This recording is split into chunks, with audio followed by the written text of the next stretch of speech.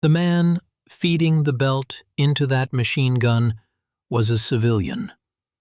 Under the laws of war in December of 1941, that fact alone was enough to have him shot.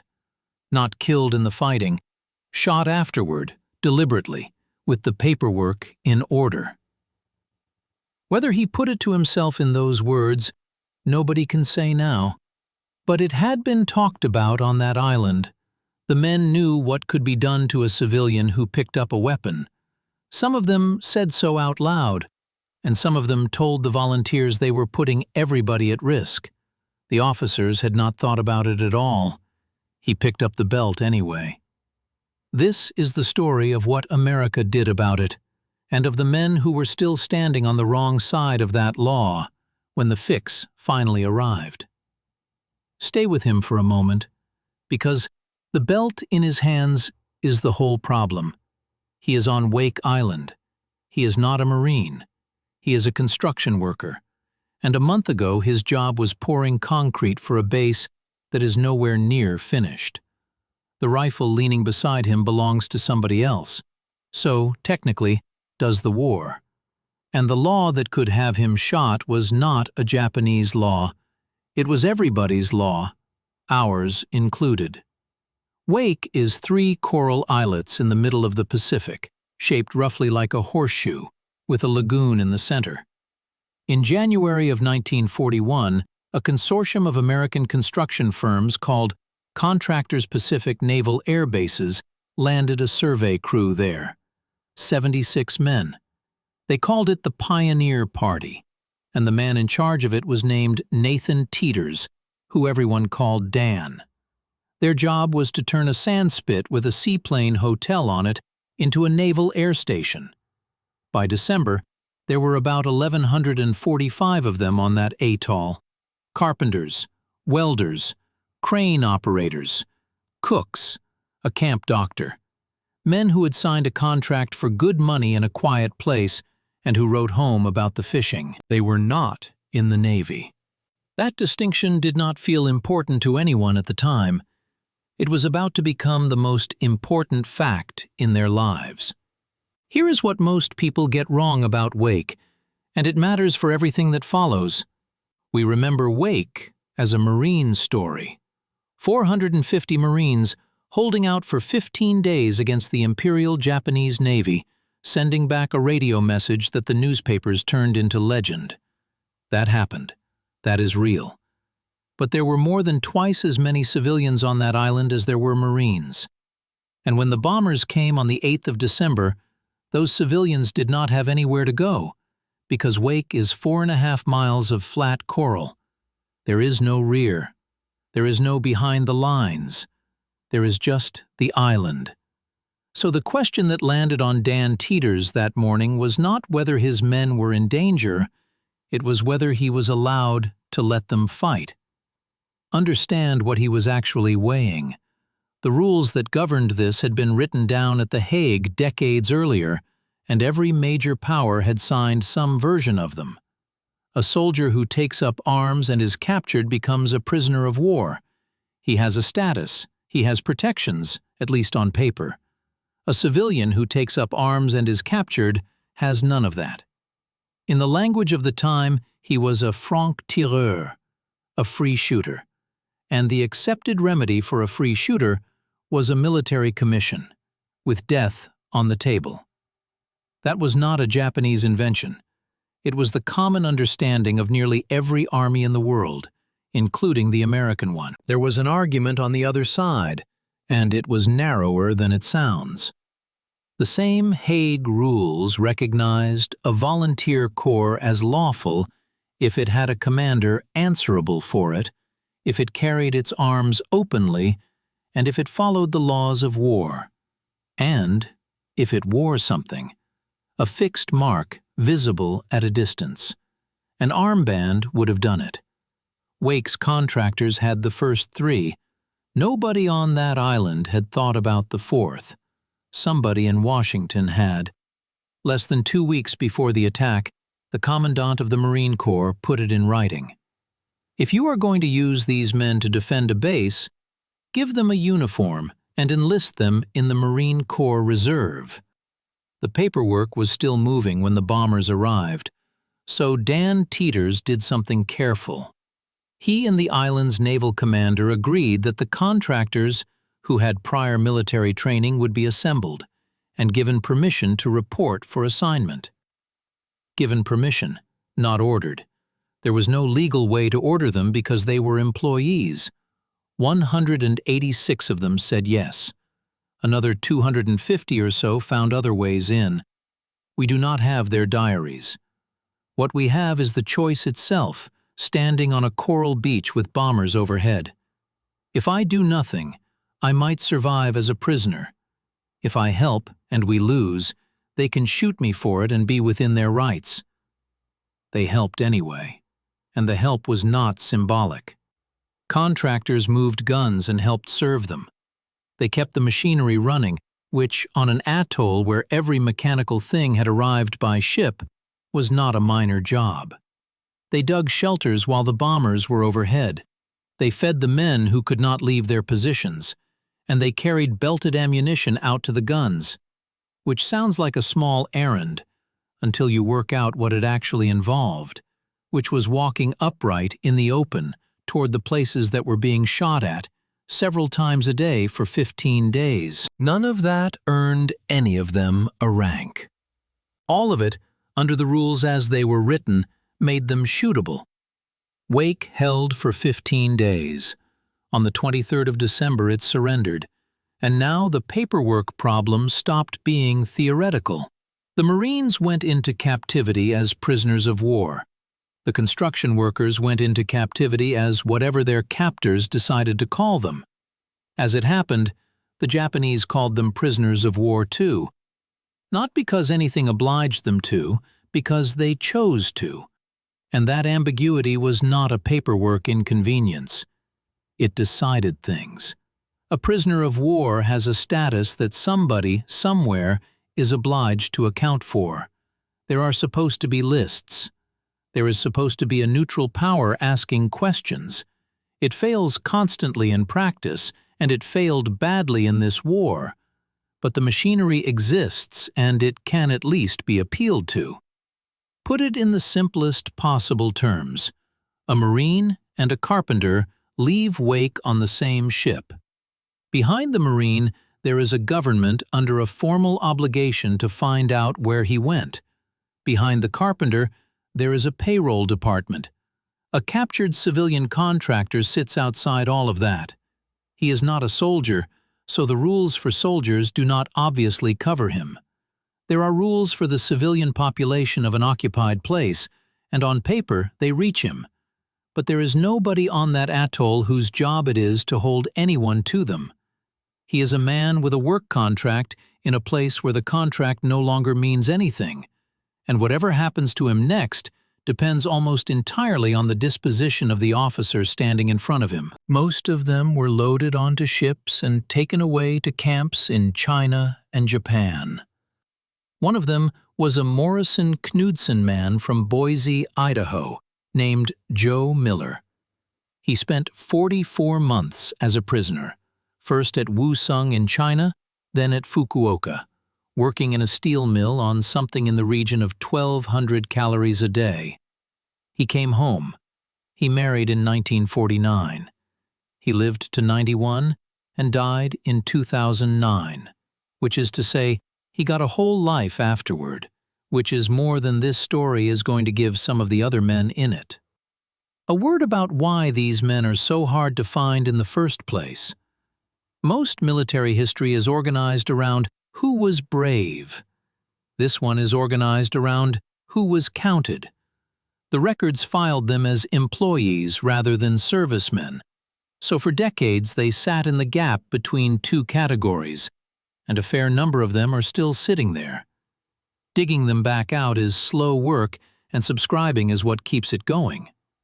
Now, while those men were being shipped west into captivity, the news of what had happened on Wake reached a rear admiral in Washington named Ben Morrell, and it landed on exactly the nerve he had been pressing on since the spring of 1941. Morrell was the chief of the Bureau of Yards and Docks.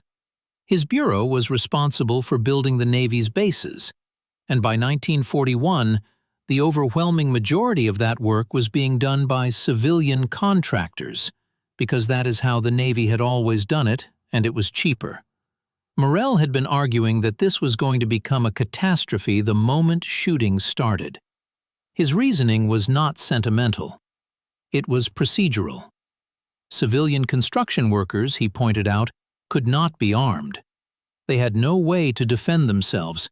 They had to rely on the Navy for protection, which meant that every construction site in a combat zone was a liability that somebody else had to guard. In May of 1941, he had put it to Rear Admiral Chester Nimitz, who ran the Bureau of Navigation. What he got out of it in October was one headquarters company.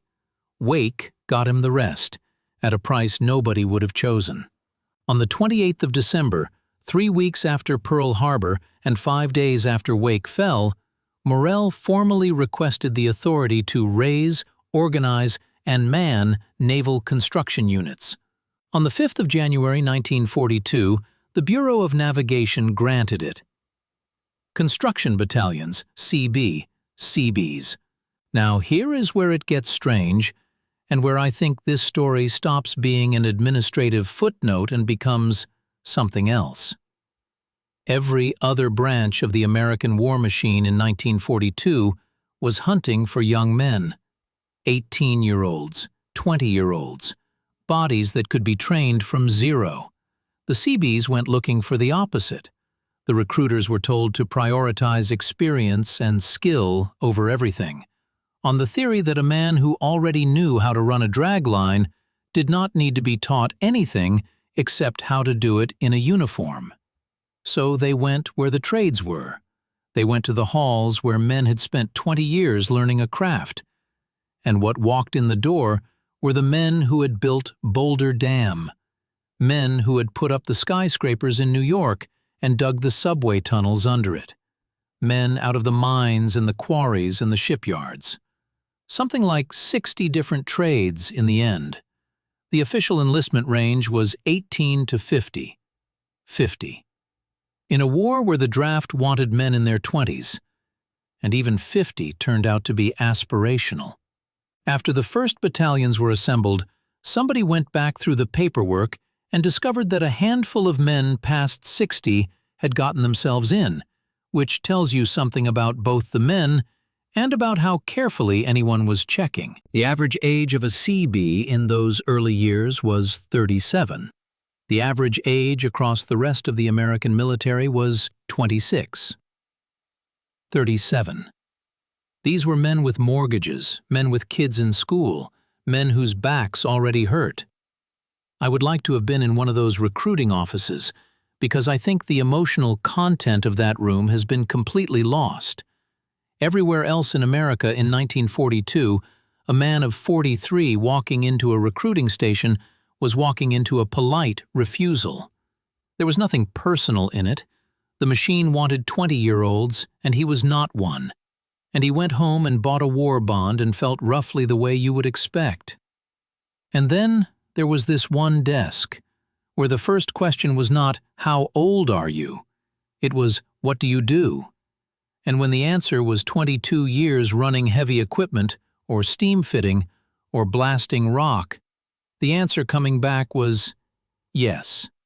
Not yes despite your age, yes because of the years that produced it. That is a rare thing to be told at 43 in any decade. A lot of these men had spent the months since Pearl Harbor being quietly useless, and now somebody wanted the exact thing they had spent their life becoming. They did 3 weeks of boot training, first at Camp Allen in Virginia and later at Camp Peary, and the training was not really about making them into infantry. It was about the minimum required to make the uniform mean what it needed to mean. Because that was the entire point. That was the thing Wake had bought.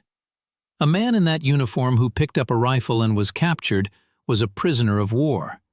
He had a status. He had a name in a category that existed.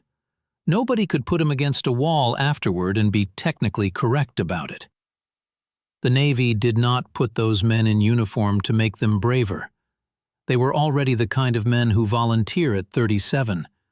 The Navy put them in uniform to make them legal. Everything the Seabees became afterward runs downstream of that one clerical decision. On the 1st of September 1942, the leading element of the 6th Naval Construction Battalion came ashore on Guadalcanal. 387 men and 5 officers landing behind the Marines. They were the first Seabees to build under combat conditions, and what they were handed was Henderson Field. Henderson Field was the reason anybody was on Guadalcanal at all. It was also, at that point, a strip of dirt that the Japanese shelled from the hills, bombed from the air, and occasionally shelled from the sea with battleships, which is a category of experience most construction workers do not have. The job was to keep it flyable, not to build it once, to keep it flyable every day while it was actively being destroyed. So the Seabees built something they called repair stations, positions dug in along the edge of the runway, each one with foxholes for the crew and 1,600 square feet of Marston matting stacked and waiting, which was the amount experience said a 500-pound bomb would tear up. They kept fill and equipment staged, and when a bomb went in, men ran at the crater rather than away from it, filled it, dropped the matting, and got clear. 40 to 60 minutes. That was the turnaround on a hole in the runway, which produced a situation the Japanese found genuinely difficult to plan against, because a bomber crew would fly a long way, take losses, put a hole in Henderson Field, and be back at their own base before that hole existed anymore. The 6th became the first of 4 Seabee battalions to receive the Presidential Unit Citation. And I want to point at one specific consequence of that, because it is the reason this whole story hangs together. Those men at Henderson Field were doing the identical work that the men on Wake had been doing. Same trade, same tools, often the same age. Running a grader on a contested airstrip while somebody drops explosives on it is not meaningfully different from pouring an airstrip on Wake while somebody drops explosives on it. The difference was that if the line at Henderson Field had gone the other way and those 387 men had been taken, they would have been taken as sailors of the United States Navy, captured, not detained, counted, not filed. 8 months earlier, doing the same job, they would have been 98 men on a beach. I want to be careful here, because there is a version of this story that I am deliberately not telling you. The easy version is the one about American industrial muscle. It goes, America had more bulldozers, therefore America won. It is a fine story, and it is even mostly true, and it is not what this is about, because it turns the men back into equipment. So I will give you 2 numbers and then leave the arithmetic alone. By the end of the war, 325,000 men had enlisted in the Seabees, and in the Pacific alone, they built 111 major airstrips. Those numbers are not the point. The point is that every one of those airstrips was built by somebody who had a trade before he had a rank, and who was allowed to defend himself while he built it, and who was allowed to be captured as a soldier if it came to that. Which brings us back to Wake Island, where nobody had been allowed any of that, because the Japanese did not take all the civilians off Wake. They kept 98 of them. 98 American construction workers stayed on that atoll after everyone else was shipped out, held there to keep working, building fortifications for the people who had captured them. They were on Wake through 1942. They were on Wake through most of 1943. The war moved past them and left them where they were. And the way those particular 98 men were selected is the part of this story I have not been able to stop thinking about. Some were kept for a skill. The Japanese wanted heavy equipment operators. But the roster of the 98 is a jumble of trades. and at the level of one man it came down to nothing at all. There was a roster, and there were ships, and the men whose names came up went, and the men whose names did not stayed. The historian Bonita Gilbert, who wrote the book on Wake's contractors, documents what that actually looked like at the level of individual men. There were two crane operators on Wake, a father and a son, Charles and Leroy Myers. They both got out on a ship called the Tachibana Maru. Leroy was originally on a different roster, the one that stayed. He got out because a crane oiler named Joe Mittendorf agreed to switch with him. Joe Mittendorf stayed. A man named John Wiggenhorn survived the war. He survived it because he switched with Louis Cormier, who had been the secretary and the editor of the camp newsletter before the war, a little paper called the Wake Wigwag.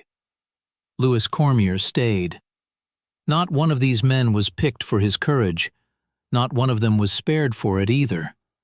What decided who lived on Wake Island was a line on a list. It was paperwork. It was always paperwork. And one man on that island was there because he asked to be. Lawton Shank was the camp physician, a civilian doctor.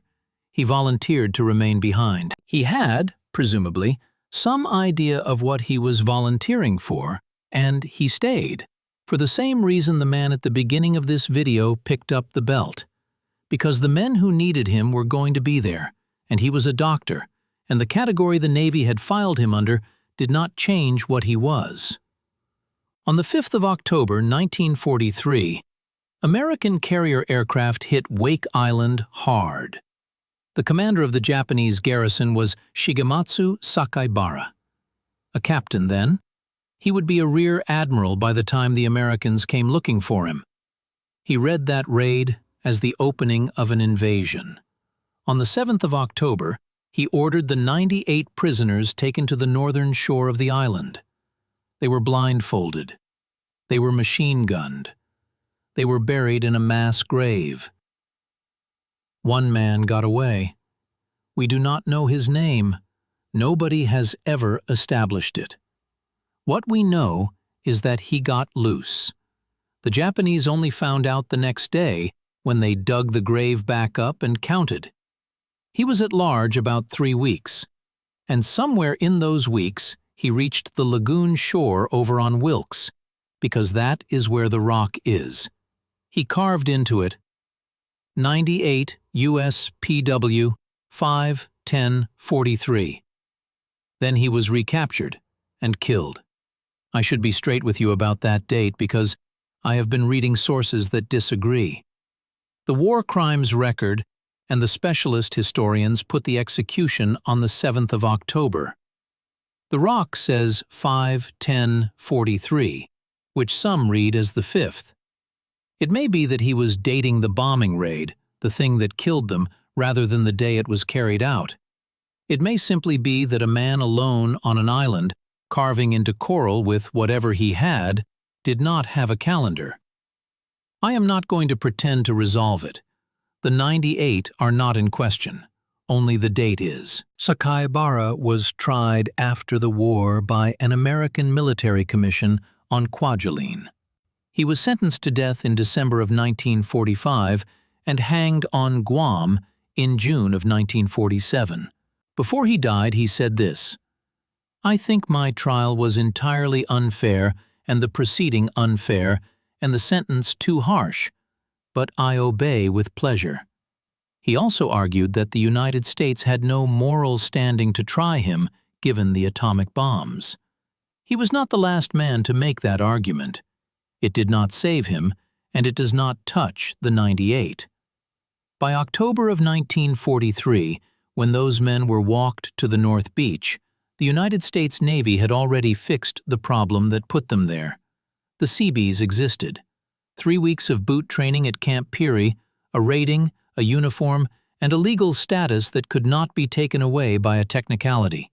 Men doing exactly the work those 98 men had been doing were, by then, protected. It arrived 21 months too late for Wake. And the thing I want to leave you with is how unromantic the fix actually was. Nobody gave those construction workers a weapon and a speech. What America eventually gave them was a category, a box on a form that said, "This man is a combatant, and if you capture him, you have to treat him like one." That is not a stirring thing. It is the least stirring thing in the world. It is administration. It is also the difference between Joe Miller, who came home to Boise and lived to be 91, and Louis Cormier, who traded places with a man who lived. The rock is still there, incidentally. It is still on the lagoon shore. There is a granite stone set against it now, and a plaque nearby carrying all 98 names. And the letters an unnamed American cut into coral in 1943 can still be read. Whatever he was thinking when he cut them, he was right about the consequence. Without that rock, the number might have gone with him. 98. He was right to worry. It very nearly worked out that way. If you had somebody in your family who went to that war with a trade rather than a rifle, a welder, a machinist, a heavy equipment man, a shipyard hand, somebody whose war record is thin because the paperwork never quite knew where to file him, put his name down below. Not his rank. He may not have had one. Just his name, and what he could build. That is the part the records were worst at keeping, and it is the part that is easiest to put back.